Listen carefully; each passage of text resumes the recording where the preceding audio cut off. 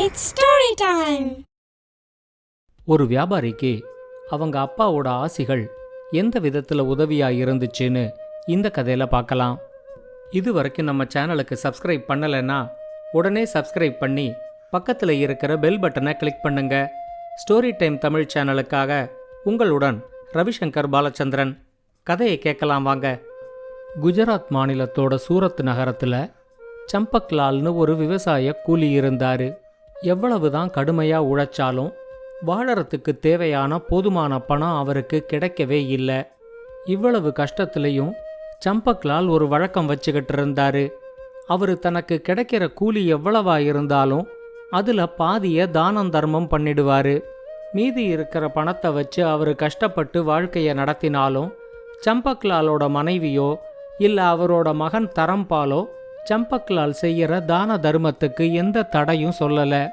சம்பக்லாலுக்கு நல்லா வயசாகி அவரோட வாழ்க்கையோட இறுதி கட்டத்துக்கு வந்தப்போ அவர் தரம்பாலை பக்கத்தில் வர சொல்லி, நான் உனக்கு எந்த விதமான சொத்தையும் சேர்த்து வைக்கல, ஆனால் நான் செய்கிற வேலைக்கு நான் உண்மையாகவும் நேர்மையாகவும் இருந்தேன், நிறைய தான தர்மங்களை செஞ்சிருக்கேன், அதில் கிடைச்ச புண்ணியம் என்ன மட்டும் இல்லை உன்னையும் காப்பாற்றும்.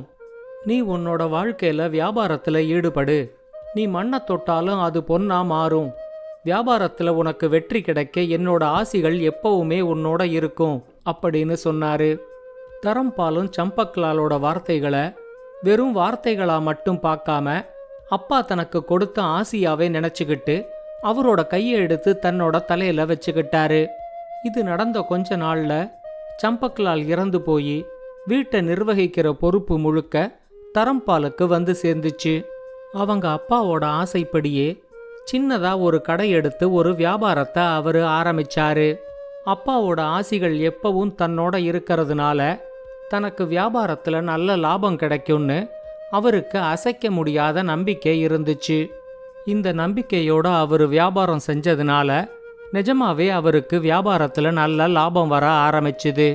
கொஞ்சம் கொஞ்சமா தான் செய்யற வியாபாரத்துல வளர்ந்து ஒரு கட்டத்துல சூரத் நகரத்துல அவரு மிகப்பெரிய வியாபாரி ஆயிட்டாரு. அவர்கிட்ட இப்போ ஏராளமா பணம் இருந்துச்சு. சம்பக்லால் கிட்ட இருந்த அதே வழக்கம் இப்ப தரம்பால் கிட்டையும் இருந்துச்சு. தான் சம்பாதிக்கிற பணத்துல பாதிய அவரு தான தர்மமா செலவழிச்சுக்கிட்டு இருந்தாரு.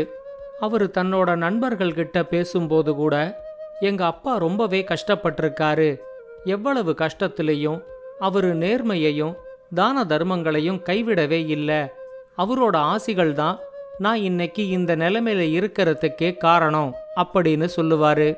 தரம்பால் சொல்றத கேட்டு கேட்டு போர் அடிச்சு போய் சில நண்பர்கள் அவருக்கு அப்பாவின் ஆசிகள்னே பேரு வச்சிட்டாங்க. ஒரு தடவை அவரோட நண்பர், உங்க அப்பா அவ்வளவு சக்தி வாய்ந்தவரா இருந்தா அவரால ஏன் வசதியா சந்தோஷமா வாழ முடியல அப்படின்னு கேட்டாரு.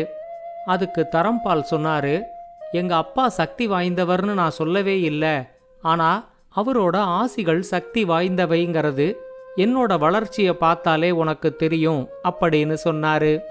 ஆனா தரம்பால் சொன்னத அந்த நண்பர் ஒத்துக்கவே இல்லை.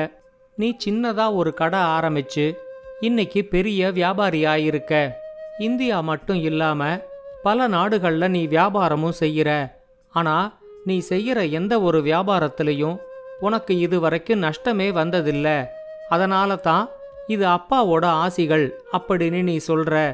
நிச்சயமா நஷ்டம் வரக்கூடிய ஒரு வியாபாரத்தை செஞ்சு அதுல உனக்கு லாபம் வந்துச்சுன்னா உங்க அப்பாவோட ஆசிகள் அப்படின்னு நான் ஒத்துக்கிறேன், அது வரைக்கும் உன்னோட திறமை அப்படிங்கிறத மட்டும்தான் நான் நம்புவேன் அப்படின்னு சொன்னாரு. இப்ப தரம்பாலுக்கும் நண்பர் சொன்னதை சோதிச்சு பார்க்கணும் அப்படின்னு தோணுச்சு. அவரு அந்த நண்பர்கிட்ட, வியாபாரத்துல நான் ஏராளமா பணம் சம்பாதிச்சாச்சு, நஷ்டம் வரக்கூடிய ஒரு வியாபாரம் செஞ்சு இதுல கொஞ்சம் பணம் எனக்கு போனாலும் பரவாயில்லை, சர்வ நிச்சயமா நஷ்டம் வரக்கூடிய ஒரு வியாபாரத்தை நீயே கண்டுபிடிச்சு எனக்கு சொல்லு, அந்த வியாபாரத்தை நான் செஞ்சு பார்க்கறேன், நஷ்டம் வருதா லாபம் வருதான்னு பார்த்துடலாம் அப்படின்னு சொன்னாரு. தரம்பால் சொன்னதை கேட்டதும் அந்த நண்பருக்கு கொஞ்சம் அவமானமா ஆயிடுச்சு. வியாபாரத்துல தொடர்ந்து லாபமும் வெற்றியும் அடைஞ்சு அந்த கர்வத்தினால தரம்பால் இப்படி சொல்றாரு அப்படின்னு அவரு நினைச்சாரு. உண்மையிலேயே நஷ்டம் வரக்கூடிய ஒரு வியாபாரத்தை கண்டுபிடிச்சு அதை தரம்பால செய்ய வச்சு அவருக்கு கொஞ்சம் நஷ்டத்தை ஏற்படுத்தி கொடுக்கணும் அப்படின்னு அவரு முடிவு பண்ணாரு. அடுத்து வந்த ஒரு மாசமும் இந்த உலகத்துல பலர் செஞ்சு நஷ்டமான வியாபாரங்களை பத்தி அவரு தேடி தேடி படிச்சு அதுல ஒரு வியாபாரத்தை தரம்பாலுக்காக தேர்ந்தெடுத்தாரு. அவரு தரம்பால் கிட்ட கிழக்கு ஆப்பிரிக்காவோட ஜான்சிபாருங்கிற தீவுல நல்ல தரமுள்ள கிராம்பு ஏராளமா விளையுது. அந்த தீவுலேந்து கிராம்புகளை மலிவான விலைக்கு வாங்கி உலகத்துல இருக்கிற பல நாடுகள்லையும் 10லேந்து 12 மடங்கு லாபம் வச்சு விற்கிறாங்க. நமக்கும் அந்த தீவுலேந்து தான் கிராம்பு இறக்குமதியாகுது. நம்ம நாட்டிலேந்து கிராம்பை விலைக்கு வாங்கி அதை ஜான்சிபார் தீவில் கொண்டு போய் விற்றா கண்டிப்பா நஷ்டம்தான் வரும். அந்த வியாபாரத்தை நீ ஏன் முயற்சி செஞ்சு பார்க்கக்கூடாது அப்படின்னு கேட்டாரு. தரம்பால் இந்த வியாபாரத்தை செஞ்சு பார்க்கலாம் அப்படிங்கிற முடிவுக்கு வந்தாரு. மூட்டை மூட்டையா கிராம்புகளை வாங்கி அதை எல்லாத்தையும் ஒரு கப்பல்ல ஏத்திக்கிட்டு ஜான்சிபார் தீவை நோக்கி அவரு பயணத்தை தொடங்கினாரு. கிராம்போட அடக்க விலையை விட ₹1 அதிகமா லாபம் சம்பாதிச்சாலும் இதுக்கெல்லாம் காரணம் உங்க அப்பாவோட ஆசின்னு நான் ஒத்துக்கிறேன் அப்படின்னு அந்த நண்பர் சொன்னது சூரத் கடற்கரையை விட்டு ரொம்ப தூரம் வந்ததுக்கு அப்புறமும் தரம்பாலோட காதுல கேட்டுக்கிட்டே இருந்துச்சு. 4 நாள் கடல் பயணத்துக்கு அப்புறம் அவரோட கப்பல் ஜான்சிபார் தீவோட துறைமுகத்துக்கு வந்து சேர்ந்துச்சு. கிராம்பு மூட்டைகளெல்லாம் கப்பல்லேந்து இப்ப இறக்க வேண்டாம், நான் மட்டும் தீவுக்குள்ள போய் யாருகிட்ட வியாபாரம் செய்யலான்னு பார்த்துட்டு வரேன் அப்படின்னு சொல்லி தரம்பால் மட்டும் கப்பல்லேந்து ஒரு படகு வழியா தீவுக்கு வந்து சேர்ந்தாரு. ஜான்சிபார் தீவு ஒரு பணக்கார சுல்தானோட கட்டுப்பாடுல இருந்துச்சு. காலை வேளையில படகுலேந்து இறங்கி தீவோட கடற்கரை பகுதியில தரம்பால் நடந்து வந்துகிட்டு இருக்கும்போது அந்த கடற்கரையில தான் சுல்தான் நடைப்பயிற்சி செஞ்சுக்கிட்டு இருந்தாரு. சுல்தானை சுத்தி 10-15 காவல் வீரர்கள் இருந்தாங்க. அங்க இருந்த ஒருத்தர்கிட்ட விசாரிச்சு நடைப்பயிற்சி செஞ்சுக்கிட்டு இருக்கிறவர் தான் இந்த தீவோட சுல்தான்கிறத தரம்பால் தெரிஞ்சுக்கிட்டாரு. அதுக்குள்ள தரம்பாலோட வித்தியாசமான உடைகளை பார்த்து சுல்தானே நேர தரம்பால் இருக்கிற இடத்துக்கு வந்துட்டாரு. தரம்பால் சுல்தானை வணங்கி தன்னைத்தானே அறிமுகப்படுத்திக்கிட்டாரு. நான் சூரத் நகரத்திலேந்து இந்த தீவுல வியாபாரம் செய்ய வந்த ஒரு வியாபாரி. நான் எடுத்துக்கிட்டு வந்த பொருள் எல்லாம் அதோ அந்த கப்பல்ல இருக்கு. கப்பல்லேந்து பொருட்களை இறக்கறதுக்கு முன்னாடி யாருகிட்ட வியாபாரம் செய்யலாம் அப்படின்னு பார்த்துட்டு போறதுக்காக நான் மட்டும் படகுல ஏறி தீவுக்கு வந்தேன். வந்த இடத்துல உங்களை பார்த்ததுல ரொம்ப மகிழ்ச்சி அப்படின்னு சொன்னாரு. அப்பதான் தரம்பால் கவனிச்சாரு, சுல்தான் கூட வந்த எந்த வீரர்கள் கையிலையும் வாளோ இல்ல வேற எந்த ஆயுதமோ இல்ல. அதுக்கு பதிலா எல்லா வீரர்களும் கையில ஆளுக்கு ஒரு சல்லடைய வச்சிருந்தாங்க. தன்னோட ஆர்வத்தை அடக்க முடியாம தரம்பால் சுல்தான் கிட்ட, ஏன் உங்க கூட இருக்கிற காவல் வீரர்கள் கையில எந்த ஆயுதமும் வச்சிருக்காம சல்லடைகளை வச்சிருக்காங்க அப்படின்னு கேட்டுட்டாரு. சுல்தான் இப்ப சிரிச்சுக்கிட்டே சொன்னாரு, அது வேற ஒன்றும் இல்ல, இன்னைக்கு காலையில நடைப்பயிற்சிக்காக நான் இங்க வந்திருந்தப்போ என் கையில இருந்த வைர மோதிரம் கடற்கரை மணல்ல எங்கேயோ விழுந்துடுச்சு. அது நிச்சயமா இங்க எங்கேயோ மணலுக்குள்ளதான் புதஞ்சு கிடக்கு. அதை கண்டுபிடிக்கிறதுக்காகத்தான் இந்த வீரர்கள் சல்லடையோட வந்திருக்காங்க அப்படின்னு சொன்னாரு. தரம்பால் ரொம்ப ஆச்சரியத்தோட, அந்த வைர மோதிரம் ரொம்ப விலை மதிப்புள்ளதா அப்படின்னு கேட்டாரு. இப்ப சுல்தான் தரம்பால் கிட்ட, இதைவிட விலை மதிப்புள்ள வைர மோதிரங்கள் எங்கிட்ட ஆயிரக்கணக்கில் அரண்மனையில இருக்கு. ஆனா இந்த வைர மோதிரம் இந்த தீவுக்கு வந்த ஒரு சந்நியாசியோட ஆசியினால எனக்கு கிடைச்சது. உன்னோட நாடு ரொம்ப வளமாவும் வலிமையோடவும் மகிழ்ச்சியோடவும் இருக்கட்டும் அப்படின்னு எனக்கு ஒரு ஆசிய சொல்லி அவரு இந்த மோதிரத்தை என் கையில கொடுத்தாரு. அவரோட ஆசிகளுக்கு ஏத்த மாதிரி இந்த மோதிரம் என் கைக்கு வந்ததுக்கு அப்புறம் என்னோட நாடு வளமாவும் அமைதியாவும் வலிமையாவும் இருக்கு. இதுக்கெல்லாம் காரணம் அந்த சந்நியாசியோட ஆசிகள் தான். அதனால அந்த வைர மோதிரம் எனக்கு மற்ற எல்லாத்தையும் விட உயர்வானது அப்படின்னு சொன்னாரு. தனக்கு அப்பாவோட ஆசிகள் மாதிரி இந்த சுல்தானுக்கு சந்நியாசியோட ஆசிகள் அப்படின்னு தரம்பால் ஏதோ யோசிச்சுக்கிட்டு இருக்கும்போது சுல்தான் அவர்கிட்ட, நீங்க என்ன பொருளை வியாபாரம் செய்யறதுக்காக இந்த தீவுக்கு வந்திருக்கீங்க அப்படின்னு கேட்டாரு. நான் இந்தியாவோட சூரத் நகரத்திலேருந்து கிராம்புகளை கப்பலில் ஏற்றிக்கிட்டு வந்திருக்கேன் அப்படின்னு தரம்பால் சொன்னதை கேட்டு சுல்தான் விழுந்து விழுந்து சிரிக்க ஆரம்பிச்சிட்டாரு.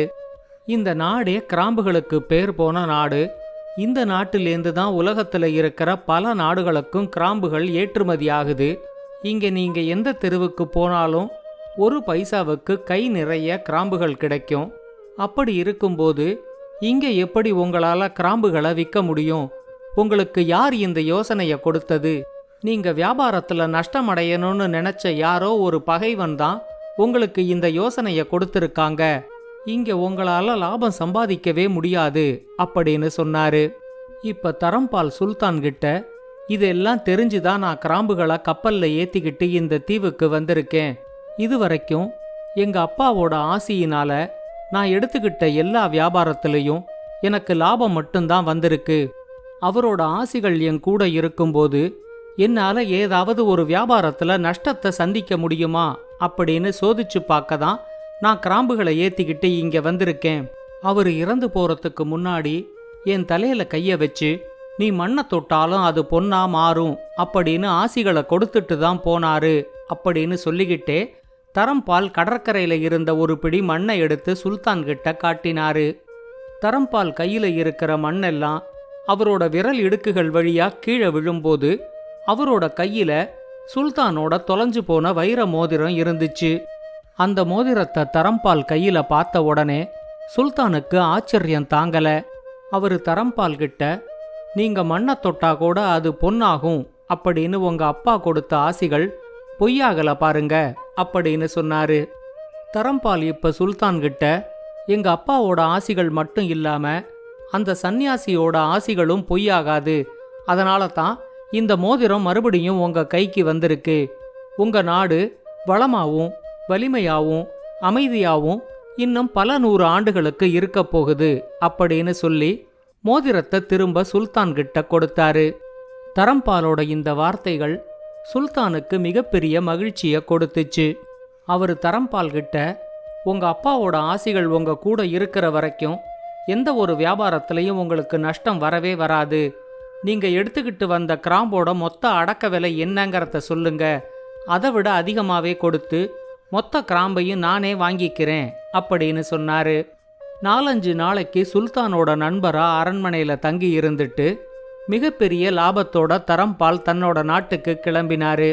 கடற்கரைக்கு அவரை வழி அனுப்புறதுக்கு வந்த சுல்தான் தரம்பால் கிட்ட பெரியவங்களோட ஆசிகளில் அளவிட முடியாத அளவுக்கு சக்தி இருக்கு, அந்த ஆசிகளை விட பெரிய செல்வம் வேற எதுவுமே இல்லைங்கிறது உங்களுக்கும் எனக்கும் இப்ப நல்லா தெரியுது. நம்ம கதை வழியா இது உலகத்துக்கும் தெரிய வரும் அப்படின்னு சொல்லி விடை கொடுத்தாரு. இந்த கதையை பத்தின உங்களோட கருத்துக்களை ஸ்டோரி டைம் தமிழ் யூடியூப் சேனல்லையும் பாட்காஸ்ட்லையும் பின்னூட்டத்தில் கமெண்ட்ஸாக பதிவு பண்ணுங்க. இந்த கதை உங்களுக்கு பிடிச்சிருந்தா லைக் பண்ணுங்க, கமெண்ட் பண்ணுங்க, ஷேர் பண்ணுங்க. மறக்காம ஸ்டோரி டைம் தமிழ் சேனலை சப்ஸ்கிரைப் பண்ணுங்க. அப்படியே பக்கத்துல இருக்க அந்த பெல் ஐகானை கிளிக் பண்ணுங்க.